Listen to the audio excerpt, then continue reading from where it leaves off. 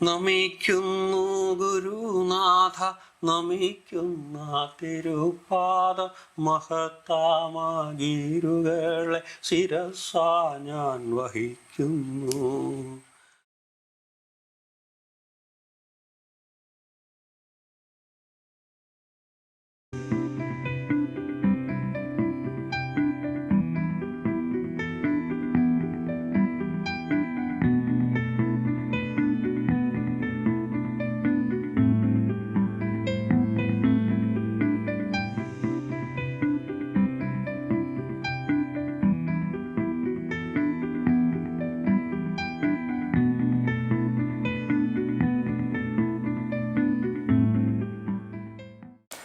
നമസ്കാരം.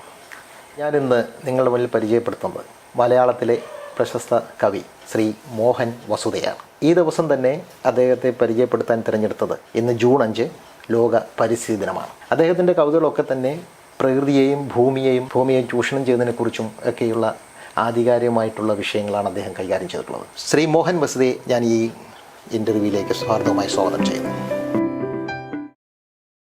സ്നേഹിച്ച ദേവാംഗനയൊരു പൂവിൻ്റെ ജന്മം കൊതിച്ചുപോയി. ഇത് നമ്മളുടെ പ്രശസ്തനായ കവി ശ്രീ ONV സാറ് ജനഹൃദയങ്ങളിൽ കോറിയിട്ട വരികളാണ്. ഞാൻ ഈ അവസരത്തിൽ ഇത് ഓർക്കാൻ കാര്യം, താങ്കളുടെ ആദ്യ 2 കൃതികളും ഭൂമിയുടെ പര്യായമാണല്ലോ, വസുധയും മേദിനിയും. മാത്രമല്ല താങ്കളുടെ പേരിലെ ഒരു പുതുമ, അതായത് മോഹൻ വസുധ. ഇന്ന് വളരെ പ്രസിദ്ധരായിട്ടുള്ള എഴുത്തുകാർ പോലും സ്വന്തം പേരിനൊപ്പം ജാതി പേരുകളും കുടുംബ പേരുകളും ഒക്കെ വെക്കുന്ന ഈ സന്ദർഭത്തിൽ താങ്കൾ ഇങ്ങനെ വ്യത്യസ്തമായ ഒരു പേര് സ്വീകരിക്കാനുണ്ടായ സാഹചര്യം അല്ലെങ്കിൽ അതുണ്ടായ പ്രചോദനം എന്താണ്? താങ്കളുടെ ഒഫീഷ്യൽ നെയിം എന്താണ്? ഇതൊക്കെ അറിയാൻ തീർച്ചയായിട്ടും പ്രേക്ഷകർക്ക് താല്പര്യമുണ്ടാകും. എൻ്റെ ഒഫീഷ്യൽ നെയിം മോഹനകുമാർ എന്നാണ്. അച്ഛൻ സ്കൂളിലിട്ട പേര് മോഹനകുമാർ. എൻ്റെ വീട്ടിൽ വിളിക്കുന്ന നാട്ടുകാരെല്ലാം അറിയപ്പെടുന്നത് രാജീവ് എന്ന പേരില്ല. MK രാജീവ് എന്ന പേരിലാണ് എൻ്റെ ആദ്യ പുസ്തകം പുറത്തിറങ്ങിയത്. ദുബായിലെ ഇന്ത്യൻ കോൺസുലേറ്റ് ഹാളിൽ ഒരു കവിയരങ്ങുമായി ബന്ധപ്പെട്ട് പ്രവർത്തിക്കുമ്പോഴാണ് ശ്രീ ജോസാനണ്ണി കുര്യപ്പുഴയുമായി പരിചയപ്പെടുന്നത്. അദ്ദേഹമാണ് ഈ ആദ്യ പുസ്തകത്തിനുള്ള ഒരു അവസരം ഒരുക്കി തരുന്നത്. അപ്പോൾ ഈ പുസ്തകത്തിൻ്റെ പേര് ഞാൻ ഉദ്ദേശിച്ചത് മറ്റൊരു പേരായിരുന്നു. പക്ഷെ അതിനൊരു പോസിറ്റീവായ ഒരു പേര് വരണമെന്ന് ഉണ്ടായിരുന്നു. അപ്പോഴാണ് ഈ വസുധയുടെ നാൾ വരും എന്ന് ആണ് ആ കവിതയ്ക്ക് പേര്. ആദ്യം ഇട്ടിരുന്ന പേര് നിന്റെ നാൾ വരുമെന്നായിരുന്നു. പക്ഷേ ജോസേട്ടനാണ് പറഞ്ഞത് വസുധയുടെ നാൾ വരും വേണ്ട, വസുധയെന്ന് മതി. അതായിരുന്നു പുസ്തകത്തിൻ്റെ ടൈറ്റിൽ വെച്ചിട്ട് അദ്ദേഹമാണ് അതിന് കവർ പേജ് എല്ലാം ചെയ്ത് പുസ്തകമാക്കിയത്. പിന്നീട് ആ പുസ്തകം ഇറങ്ങിയ ശേഷമാണ് എൻ്റെ വീട് വെച്ചത്. ഞാൻ വീടിന് കൊടുത്തിരിക്കുന്ന പേര് വസുധ എന്നതാണ്. വീണ്ടും കുറച്ച് നാളുകൾക്ക് ശേഷമാണ് മോഹൻ വസുധ എന്ന പേരിലേക്ക് എഴുതി തുടങ്ങിയത്. അതിലൂടെയാണ് പിന്നീട് ആ പേര് തൂലികാനാമമായിട്ട് സ്വീകരിച്ചു. ശരിക്കും ഈ എല്ലാ കവിതകളിലും പ്രകൃതി ആണൊരു വിഷയമായിട്ട് വന്നിട്ടുള്ളത്. പ്രകൃതിയെ ചൂഷണം ചെയ്യുക, ചൂഷണം എന്ന് പറയാൻ പറ്റത്തില്ല, ഇന്ന് മനുഷ്യൻ കടന്നു കയറുകയാണ് പ്രകൃതിയിലേക്ക്, അല്ലേ? അപ്പം ആ കടന്നു കയറ്റത്തിനെതിരെയൊക്കെ താങ്കൾ ഒരു വസുധയുടെ പുത്രൻ എന്ന് ഞാൻ വിളിക്കും, അതിങ്ങനെ പ്രതികരിക്കണം എന്ന് തോന്നിയത്. അതുകൊണ്ട് സമൂഹത്തിൽ എന്തെങ്കിലുമൊക്കെ മാറ്റം ഉണ്ടായിട്ടുണ്ടോ? നിങ്ങളുടെ ഈ ഏതെങ്കിലും ഇപ്പോഴൊരു ശാസ്താംകോട്ട കായലിനെ കുറിച്ചൊരു കവിത എഴുതുന്നുണ്ടല്ലേ? അത് ഞാൻ കണ്ടു, അത് പുസ്തകമായിട്ടില്ല, വായിച്ചു. അതിനെ കുറിച്ച് എന്താണ്, അതിൻ്റെ ഏതാനും വരികൾ പ്രേക്ഷകർക്ക് വേണ്ടി ഒന്ന് ചൊല്ലാമോ? ശാസ്താംകോട്ട കായൽ എന്ന കവിതയിൽ 6 ഭാഗങ്ങളായിട്ട് എഴുതിയിരിക്കുന്ന ഒരു കവിതയാണ്. അതിൽ ആദ്യത്തെ ഭാഗം പല്ലവി വൃത്തത്തിലാണ്. 2013 എഴുതി തുടങ്ങിയ ഒരു കവിതയാണത്. അത് പത്രവാർത്തയിൽ അവിടെയാണ് തുടങ്ങുന്നത്. അതിലെ ചൊല്ലൽ രീതി ഇങ്ങനെയാണ്: കായലെ നിന്നെ കുറിച്ചിന്നൊരു വാർത്ത കണ്ടു, കാലത്തു പത്രത്തിൻ്റെ താഴ്മറിക്കേ, ആസന്നമൃതിയിൽ നിന്നതിജീവനത്തിന് കാതോർക്കുന്നെന്നുള്ളൊരു തലക്കെട്ടോടെ, കവുങ്ങിൻ്റെ പാലമൊന്നു തീർത്തൊരാ തീരം ചേർന്ന് കടത്തടുപ്പിക്കുന്ന തോണിച്ചിത്രവുമുണ്ട്. ഇത് താങ്കളുടെ കവിതകളൊക്കെ തന്നെ വൃത്തനിബദ്ധമാണ്. വൃത്തത്തിൽ കവിത എഴുതുന്നവർക്ക് വളരെ അപൂർവമാണ്. പക്ഷേ ഇപ്പം തന്നെ ഇത് ചൊല്ലിയതിപ്പം നിങ്ങൾക്കറിയാം, പല രീതിയിലുള്ള വൃത്തങ്ങളുണ്ട്. ഭാഷാവൃത്തങ്ങളുണ്ട്, സംസ്കൃത വൃത്തങ്ങളൊക്കെ ഉണ്ട്. ഇപ്പം എനിക്ക് തോന്നുന്നു ഇതിനകത്ത് 4ഓളം വൃത്തങ്ങൾ ഈ കവിതയിൽ ഉപയോഗിച്ചിട്ടുണ്ട്. ഇത് ഏത് വൃത്തത്തിലാണ് എഴുതിയിട്ടുള്ളത്? ഈ എഴുതിയ കവിത പല്ലവിനി വൃത്തത്തിലാണ്. ഓക്കെ. എന്തുകൊണ്ടാണ് ഈ വൃത്തത്തിൽ കവിത എഴുതണം എന്നൊരു തോന്നൽ? അത് സ്വാഭാവികമായിട്ടും വലിയ വെല്ലുവിളി നേരിടുന്ന ഒരു കാര്യമാണ് വൃത്തത്തിൽ കവിത എഴുതുക എന്ന് പറഞ്ഞാൽ. കാരണം ചില സമയത്ത് നമുക്ക് ചില വാക്കുകൾ, ചില അക്ഷരങ്ങൾ മാറ്റേണ്ടി വരും. അതിന് വലിയൊരു പദസമ്പത്ത് നമുക്ക് ആവശ്യമാണ്. അത് പരന്ന വായന വേണമെന്ന് പറയും, അല്ലേ? അപ്പം അത്തരം വെല്ലുവിളികൾ നേരിട്ടിട്ടുണ്ടോ? തീർച്ചയായിട്ടും നേരിടുന്നുണ്ട്. എഴുത്ത് വൃത്തത്തിൽ എഴുതുമ്പോൾ സാധാരണ രീതിയിൽ എഴുതുന്നതിനേക്കാളും എഴുത്തിൽ വേഗത ചില വിഷയങ്ങളിൽ ഉണ്ടാകാറുണ്ട്, ചില വിഷയങ്ങളിൽ പ്രശ്നവുമാണ്. കാരണം ഒരു 4 വരിയോ 8 വരിയോ നമുക്ക് ഒരു ആശയം കിട്ടിയതിന് ശേഷം പിന്നീട് മുമ്പോട്ട് പോകാൻ വയ്യാത്തതുകൊണ്ട് വീണ്ടും അവിടെ വെച്ചിട്ട് പിന്നെയും ഒരു വർഷമോ 1.5 വർഷമോ കഴിഞ്ഞിട്ടായിരിക്കും അത് പൂർത്തീകരിക്കാൻ കഴിയുക. അങ്ങനെ ഒരു പ്രശ്നം, നീണ്ട ഇടവേള ഒരു കവിത പൂർത്തിയാക്കുന്നതിന് വേണ്ടി. അതെ, വൃത്തം പണ്ട് ഉപയോഗിച്ചിരുന്നത് ചൊല്ലിന്റെ ഒരു ഭംഗിക്ക് വേണ്ടിയാണ് അല്ലേ? കാര്യം ആദ്യത്തെ നിങ്ങളുടെ 2 കൃതികളും, ഒന്ന് വസുതയും ഒന്ന് മേധിനിയും, 2 സമാഹാരങ്ങളും, അതിലെ രണ്ടിലും ഗദ്യ കവിതകളൊക്കെ ആയിരുന്നു കൂടുതൽ. ശരിക്കും ഗദ്യ കവിതകളാണോ പദ്യ കവിതകളാണോ ഈ ആശയം കൂടുതൽ ശക്തമായിട്ട് നമുക്ക് അവതരിപ്പിക്കാൻ കഴിയുന്നത്? എന്നെ സംബന്ധിച്ചിടത്തോളം പദ്യ കവിതകളാണ്. ഞാൻ ആദ്യം മുതൽ തന്നെ ഈ ചൊല്ലി എഴുതുന്ന ഒരു രീതിയായിരുന്നു ഞാൻ പിന്തുടരുന്നത്. പക്ഷേ എനിക്ക് സ്കൂൾ തലത്തിൽ മാത്രമേ ഞാൻ വൃത്തത്തെക്കുറിച്ചൊക്കെ പഠിച്ചിട്ടുള്ളൂ. അത് കഴിഞ്ഞിട്ട് പ്രീ ഡിഗ്രിക്കോ ഒന്നും ഞാൻ മലയാള ഭാഷയല്ല പഠിച്ചിരുന്നത്. പക്ഷെ ഞാൻ വൃത്തത്തിലേക്ക് എഴുതണമെന്നുള്ളൊരു തോന്നൽ വന്നത് 2 കാരണങ്ങളുണ്ട്. എൻ്റെ കവിതകൾ ചിലരെയൊക്കെ ചൊല്ലാൻ ഏൽപ്പിച്ചിരുന്നു. അപ്പോൾ എൻ്റെ ഭാര്യയും അത്യാവശ്യം ചൊല്ലുന്ന കൂട്ടത്തിലാണ്. അപ്പോൾ ഒരു കവിത ഇങ്ങനെ ചൊല്ലാൻ പറഞ്ഞപ്പോൾ എൻ്റെ അടുത്ത് പറഞ്ഞൊരു അഭിപ്രായമുണ്ട്, നിങ്ങൾ കവിതയിൽ ഒരു വരി നെടിയോളം ജംഗ്ഷനിലാണെങ്കിൽ അടുത്ത വരി കുന്നത്തൂർ പാലത്തിലാണ്, അതുകൊണ്ട് ആൾക്ക് ശ്വാസം വിടാൻ ബുദ്ധിമുട്ടുണ്ട് എന്നുള്ള അഭിപ്രായം പറഞ്ഞിരുന്നു. അതുപോലെ മറ്റു 2 പേരും ഇത്തരത്തിലുള്ളൊരു പ്രശ്നം പറഞ്ഞതുകൊണ്ടാണ് എന്തുകൊണ്ട് വൃത്തത്തിലേക്ക് മാറിക്കൂടാ എന്നുള്ളൊരു തോന്നലുണ്ടാവുകയും അങ്ങനെ ഞാൻ സ്വാഭാവികമായിട്ട് കണ്ടെത്തി. അങ്ങനെയാണ് BR സാറിൻ്റെ വീഡിയോസൊക്കെ കാണുന്നതും അദ്ദേഹത്തിൻ്റെ ക്ലാസ്സുകളൊക്കെ എനിക്ക് ഒരുപാട് ഗുണം ചെയ്തിട്ടുണ്ട്. BR സാറിനെ കുറിച്ച് പറഞ്ഞപ്പോൾ അദ്ദേഹവുമായിട്ട് നല്ലൊരു ആത്മബന്ധം ഉണ്ടായിരുന്നു എന്ന് തോന്നുന്നു. ഒരു അദ്ദേഹത്തെ കുറിച്ച് തന്നെ അദ്ദേഹത്തിന്റെ ഒരു ആദരവായിട്ട് ഒരു കവിത നിങ്ങളുടെ സമാഹാരത്തിലുണ്ട് അല്ലേ?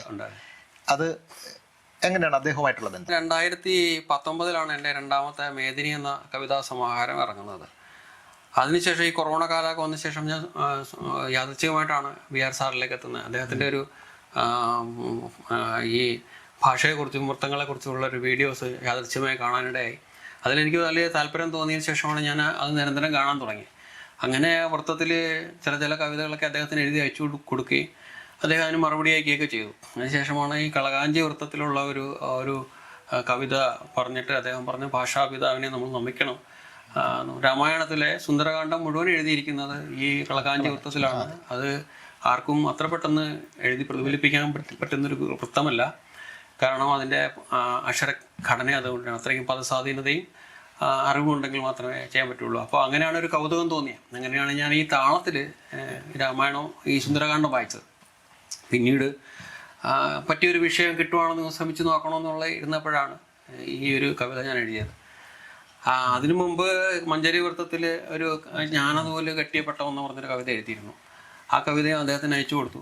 എന്നിട്ട് അതിൻ്റെ താളനിബദ്ധമായ അക്ഷരങ്ങളുടെയൊക്കെ പ്രശ്നങ്ങൾ മാറ്റാൻ എൻ്റെ ഒരു മലയാള അധ്യാപികയുണ്ട്, ജോസ്ന ടീച്ചറിന് ഞാൻ അയച്ചു കൊടുത്തു. ടീച്ചറിന് അയച്ചു കൊടുത്തതിന് ശേഷം പിന്നെ എനിക്ക് ഈ ഗണമൊക്കെ തിരിച്ച് അയച്ചു തന്നിട്ട് പിന്നെ നിരന്തരമായ തിരുത്തലുകൾ തന്നിട്ടാണ് ഞാൻ ആ ഒരു ശ്രമത്തിൽ കണ്ടിന്യൂ ചെയ്തത്.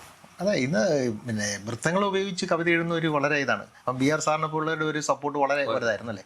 ശരിയാണ് പറഞ്ഞത്. കാര്യം കളകാഞ്ചി എന്നൊക്കെ പറഞ്ഞാൽ അത്ര എഴുതുക എന്ന് പറഞ്ഞാൽ നേരത്തെ ഞാൻ ആദ്യം തന്നെ സൂചിച്ചല്ലോ, നല്ല പദസമ്പത്ത് വേണം എന്നുള്ളത്.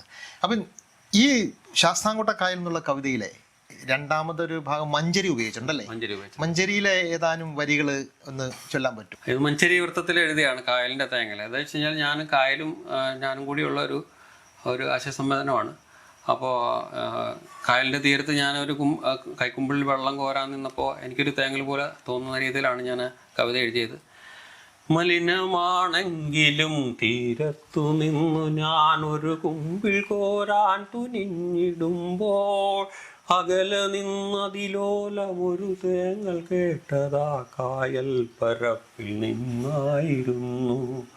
തരളമാമിഴികളിൽ നിന്നു മുതിർന്ന പോലൊരു തുള്ളി കണ്ണുനീർ കാറ്റിനൊപ്പം അരുത് വരരുതൻ അരികിലേക്കിനി ആരും ദയനീയമാമൻ മിഴി തുടയ്ക്കാൻ. ഇനിയും കവിത മൊത്തം വായിച്ചിരുന്നതും വളരെ വൃത്തനിമിത്തമാണ്. നല്ല ചൊൽക്കാഴ്ചയുണ്ട്. ചൊല്ലുന്ന ഓരോരുത്തരുടെയും മനോധർമ്മം അനുസരിച്ച് ചില മാറ്റങ്ങളൊക്കെ വരുത്തി ചൊല്ലാം. ഇത് കിട്ടും ഈ ചില പരിസ്ഥിതി പ്രവർത്തകരും ഒക്കെ ആയിട്ട് ചേർന്നും താങ്കളുടെ ഈ പുസ്തകമൊക്കെ ചേർത്ത് വെച്ചുകൊണ്ട് പുതിയൊരു പുസ്തകത്തിൻ്റെ പണിപ്പുരയിലാണെന്ന് കേട്ടു. ആ പുസ്തകത്തെക്കുറിച്ച് എന്തെങ്കിലും പറയാനുണ്ടോ? അതെ അത് ഈ പുസ്തകം അടുത്തൊരു കവിതാ സമാഹാരമാണ് ചേരുന്നത്. 21 കവിതകൾ ചേർത്ത് ധരണി എന്ന ഒരു പുസ്തകമാണ് ഞാൻ ആദ്യം ചെയ്യാൻ ഉദ്ദേശിച്ചിരുന്നത്. അതിൻ്റെ അവതാരിക അച്യുശങ്കർ സാറാണ് എഴുതി തന്നിരിക്കുന്നത്. അതിൻ്റെ പ്രസാധന സംവിധാന കാര്യങ്ങൾ നടന്നുകൊണ്ടിരിക്കുകയാണ്. അങ്ങനെ അതിൻ്റെ തിരുത്തലുകൾക്കൊക്കെ ആയിട്ട് ഞാൻ നമ്മുടെ Anilkumar David sir, Saint Xavier's കോളേജിലെ അസിസ്റ്റൻറ്റ് പ്രൊഫസർ, അദ്ദേഹത്തിന് നൽകുകയുണ്ടായി. അപ്പോൾ അദ്ദേഹമാണ് ഈ കവിത വായിച്ചതിന് ശേഷം ശാസ്താംകോട്ട കായൽ ഒരു 11 പേജോളം നീളുന്നൊരു വലിയ കവിതയാണ്. അവർ വെള്ളായണി കായലിൻ്റെയൊക്കെ പുനരുജ്ജീവനത്തിന് വേണ്ടിയിട്ട് അവരെല്ലാം ചേർന്നിട്ട് അങ്ങനെ ഒരു കവിത ചെയ്തിരുന്നു. ഇതിന് ഒരു പ്രത്യേക കവിതയാക്കുന്നതിനുള്ള സാധ്യതയുണ്ട്, പലരുടെയും പരിസ്ഥിതികമായ കുറിപ്പുകൾ ചേർത്തുകൊണ്ട്. അങ്ങനെയാണ് ആ ഒരു ആശയം വന്നത്. അപ്പോൾ ജോസേട്ടനും മറ്റേ എൻ്റെ സുഹൃത്തുക്കളും കവി സുഹൃത്തുക്കളുമായിട്ടൊക്കെ ആലോചിച്ചതിന് ശേഷം അങ്ങനെ ഒരു രീതിയിലേക്ക് പോയത്. ഇപ്പോൾ ഒരു 12ഓളം പ്രശസ്തരായ ആൾക്കാർ കുര്യപ്പുഴ സാറിന് കൊടുത്തിട്ടുണ്ട്. അതുപോലെ തന്നെ നമ്മുടെ ബഹുമാനപ്പെട്ട ടൂറിസം സാംസ്കാരിക മന്ത്രി PC വിഷ്ണുനാഥിന് ഞങ്ങൾ കവിത കൊടുത്തു, അദ്ദേഹം വായിച്ചിട്ടുണ്ട്. അപ്പോൾ ഉണ്ണികൃഷ്ണൻ സാറിന്, അതുപോലെ തന്നെ ഇന്ത്യക്കാട് ബാലനസാർ, അങ്ങനെ തുടങ്ങി ഒട്ടേറെ പേർക്ക് ഈ കവിത കൊടുത്തിട്ട് അവരുടെ എല്ലാം കുറിപ്പുകൾ ശേഖരിച്ചു കൊണ്ടിരിക്കുന്നുണ്ട്. ജോസേട്ടനും ഒരു കുറിപ്പ് എഴുതി തന്നിട്ടുണ്ട്. അപ്പോൾ അതെല്ലാം ചേർത്തിട്ട് ഒരു പ്രത്യേക പുസ്തകമായിട്ട് കായൽ സംരക്ഷണ സമിതിയുമായി ചേർന്നുകൊണ്ട് കായലിൻ്റെ സംരക്ഷണത്തിനും ഒപ്പം തന്നെ ആളുകളെ ബോധവൽക്കരിക്കുന്നതിനും വേണ്ടിയിട്ട് അത് ഉപകരിക്കുമെന്ന ഒരു തോന്നൽ കൊണ്ടാണ് അങ്ങനെ ചെയ്യാമെന്ന് വിചാരിച്ചിരിക്കുന്നത്. എഴുതി കിട്ടുന്ന മുറയ്ക്ക് എത്രയും വേഗം ചെയ്യണമെന്ന് തന്നെയാണ് ആലോചിക്കുന്നത്. നല്ല ഒരു കാര്യം നമ്മളൊരു കവിത എഴുതി വെറുതെ ഇങ്ങനെ ചൊല്ലി ആൾക്കാരെ കേൾപ്പിക്കുക എന്നുള്ളതല്ല, അതെന്തെങ്കിലും സമൂഹത്തിൽ ഒരു ചലനം സൃഷ്ടിക്കാൻ കഴിയുക എന്നുള്ളത്, അവിടെയാണ് ഒരു സാഹിത്യകാരൻ്റെ വിജയം എന്ന് പറയുന്നത്. പണ്ട് മുതലേ നമ്മൾ വള്ളത്തോളിനെയൊക്കെ നോക്കിയാലും എല്ലാവരും ഈ സ്വാതന്ത്ര്യ സമരകാലത്തൊക്കെ വളരെയേറെ സംഭാവന ചെയ്തവരാണ് വള്ളത്തോൾ. കാരണം നമ്മുടെ സമൂഹത്തിന് എന്തെങ്കിലും അതാണ് സാഹിത്യകാരൻ്റെ കടമയെന്ന് പറയുന്നത്. ഈ നമ്മുടെ പ്രസിദ്ധനായ ഒരു എഴുത്തുകാരന് പത്മനാഭൻ സാറാണെന്ന് തോന്നുന്നു ഒരു പ്രസ്താവന ഇറക്കിയിരുന്നു, ശ്രദ്ധയിൽപ്പെട്ട് കാണുമല്ലോ. അതായത് ഇന്ന് കവികളെ തട്ടി നടക്കാൻ പറ്റാത്ത അവസ്ഥയാണെന്ന്, എന്ന് വെച്ചാൽ എല്ലാവരും കവികളാണെന്നുള്ളത്. അതിനെക്കുറിച്ച് എന്താണ് അഭിപ്രായം? അതിന് ഒരുപാട് പേര് കവിത എഴുതുന്നുണ്ട്. എല്ലാവർക്കും അവരവരുടേതായ രീതിയിലാണ് എല്ലാവരും ചെയ്യുന്നത്. പെട്ടെന്ന് എഴുതി പ്രതിഫലിപ്പിക്കാൻ കഴിയുന്ന ഗദ്യ രീതി ആയതുകൊണ്ട് പലരും അത് പിന്തുടർന്ന് പോരുന്നുണ്ട്. അതിനെക്കുറിച്ച് ഞാൻ ഒരു ആധികാരികമായിട്ടൊരു അഭിപ്രായം പറയാൻ ആളല്ല. ചോദിച്ചെന്നുള്ളൂ. പക്ഷെ ശരിയാണ്, കാര്യം എഴുതുന്നതുകൊണ്ട് നമ്മുടെ ആശയം നമുക്ക് ഏത് രീതിയിലും പ്രതിഫലിപ്പിക്കാം. അത് ഗദ്യ കവിതയോ പദ്യ കവിതയോ എന്തും ആവാം, അതിൽ പ്രശ്നമൊന്നുമില്ല. എനിക്ക് ഈ ശാസ്താംകോട്ട കവിതയിൽ എന്നുള്ള നിങ്ങളുടെ കവിതയിൽ ഇഷ്ടപ്പെട്ട വരികൾ എന്ന് പറയുന്നത്, നിങ്ങളാണു നിങ്ങളാണു നിങ്ങൾ തന്നെ കാരണം, നിങ്ങളാണു ഞാൻ ചുരന്ന പാൽ കുടിച്ച മക്കളെ, പാൽ കുടിച്ചു നന്ദി തെല്ലുമുള്ളിലില്ല, നിങ്ങൾ ഈ പാഴ്വിസർജ്യം എൻ്റെ തന്നെ മാറിലേക്ക് ഒഴുക്കിയോ. ഇത് ഞാൻ ചൊല്ലിയാൽ ചിലപ്പോൾ ഇങ്ങനെ ആയിരിക്കും ചൊല്ലുന്നത്. അപ്പോൾ ഇതിൻ്റെ ആ ഒരു ഈണം എങ്ങനെയാണ്? പഞ്ചചാമരം വൃത്തത്തിൽ നിന്ന് ഒരക്ഷരം കുറഞ്ഞൊരു വൃത്തമാണിത്.